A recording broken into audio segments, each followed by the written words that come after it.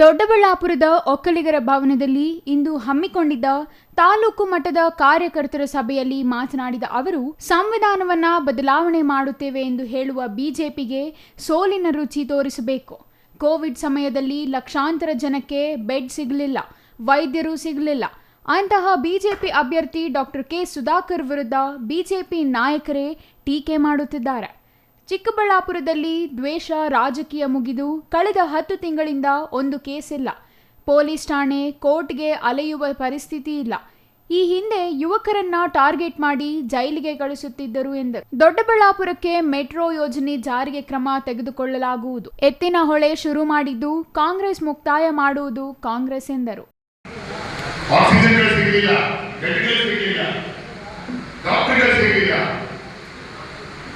ಒಂದ್ ಕಡೆ ಬಿಜೆಪಿ ಎಲ್ಲ ಕಾರ್ಯಕರ್ತರು, ಬಿಜೆಪಿ ಎಲ್ಲ ನಾಯಕರು ಅವರ ವಿರುದ್ಧ 5,000 ಕೋಟಿ 30,000 ಕೋಟಿ ಈ ಒಬ್ಬರು ವ್ಯಕ್ತಿ ಮಾಡ್ಕೊಂಡಿದ್ದಾರೆ ಅಂತ ಹೇಳ್ತಾ ಬರ್ತಾರೆ. ಇವರು ಕಾಂಗ್ರೆಸ್ ಕಾರ್ಯಕರ್ತರು ಹೇಳ್ತಾರೆ. ಕಾಂಗ್ರೆಸ್ ನಾಯಕರು ಯಾವುದ್ರ ಬಗ್ಗೆ ಟೀಕೆ ಮಾಡ್ತಾರೆ ಅಂತ ಪ್ರತಿಯೊಂದು ಕ್ಷೇತ್ರದಲ್ಲೂ ಗೋ ಬ್ಯಾಕ್ ಅಂತ ಅಭಿಯಾನ ಮಾಡಿರೋದು ಈ ಒಬ್ಬರೇ, ಈ ರಾಜ್ಯದಲ್ಲಿ ಈ ಒಬ್ಬರೇ ಒಬ್ಬರು ಆಪರೇಟ್ ಆಗ್ತಾ ಇದೆ.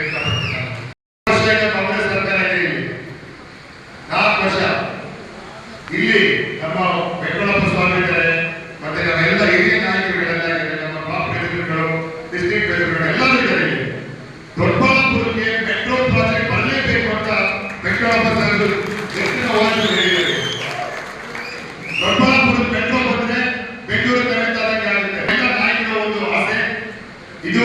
ನಾವು ಖಂಡಿತ ಎಲ್ಲರೂ ಬಂದಿದೆ.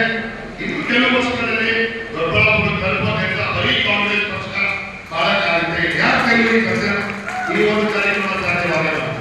ಇನ್ನೊಂದ್ಸಲ ಕಡೆಗಳಿಂದ ಮನವಿ ಮಾಡಿ ಈ ಒಂದು ಕಾರ್ಯಕ್ರಮಕ್ಕೆ ನಮ್ಮ ವೆಂಕಟರಾಮ ಸಾಹೇಬರಿಗೆ ಮತ್ತು ಎಲ್ಲ ನಮ್ಮ ಹಿರಿಯ ನಾಯಕರಿಗೆ ಧನ್ಯವಾದ ಹೇಳಿ, ಮತ್ತು ಕಡೆಗಾಗಿ ಎತ್ತಿನಹೊಳೆ ಪ್ರಾಜೆಕ್ಟ್ ಶುರು ಮಾಡಿದ ಸಿದ್ದರಾಮಯ್ಯ ಸಾಹೇಬರ ಸರ್ಕಾರ, ಕಾಂಗ್ರೆಸ್ ಸರ್ಕಾರ, ಅದಕ್ಕೆ ಮುಗಿಸುವುದು ಕಾಂಗ್ರೆಸ್ ಸರ್ಕಾರನೇ. ಸ್ವಲ್ಪ ಕುಡಿಯುವವರಿಂದ ಅಭಾವ ಎಲ್ಲ ಕಡೆ ಆಗಿದೆ, ಬೆಂಗಳೂರಲ್ಲೂ ಆಗಿದೆ, ಇಡೀ ನಮ್ಮ ದೇಶದಲ್ಲೂ ಸ್ವಲ್ಪ ನೀರಿನ ವ್ಯವಸ್ಥೆ ಪ್ರಾಬ್ಲಮ್ಗಳಾಗಿದೆ. ಇದಕ್ಕೆ ಒಳ್ಳೆ ಸೊಲ್ಯೂಷನ್ ಕಾಂಗ್ರೆಸ್ ಪಕ್ಷ, ಕಾಂಗ್ರೆಸ್ ಪಕ್ಷದ ನಾಯಕರು. ಧನ್ಯವಾದ. ಜಿಲ್ಲಾ ಉಸ್ತುವಾರಿ ಸಚಿವ ಕೆಎಚ್ ಮುನಿಯಪ್ಪ ಮಾತನಾಡಿ, 28 ಲೋಕಸಭಾ ಕ್ಷೇತ್ರದಲ್ಲಿ 9 ಯುವ ಮುಖಂಡರಿಗೆ ಕಾಂಗ್ರೆಸ್ ಮಣೆ ಹಾಕುವ ಮೂಲಕ ಮುಂದಿನ ಪೀಳಿಗೆಗೆ ನಾಂದಿ ಹಾಡಿದೆ. ರಾಜ್ಯದ ಸುಮಾರು 4.5 ಕೋಟಿ ಜನ ಕಾಂಗ್ರೆಸ್ ಯೋಜನೆಗಳು ತಲುಪುತ್ತಿವೆ. ಕಾಂಗ್ರೆಸ್ ಪಕ್ಷದ ನಿಷ್ಠಾವಂತ ಕಾರ್ಯಕರ್ತ ರಕ್ಷಾ ರಾಮಯ್ಯಗೆ ಟಿಕೆಟ್ ನೀಡಿದೆ ಎಂದರು.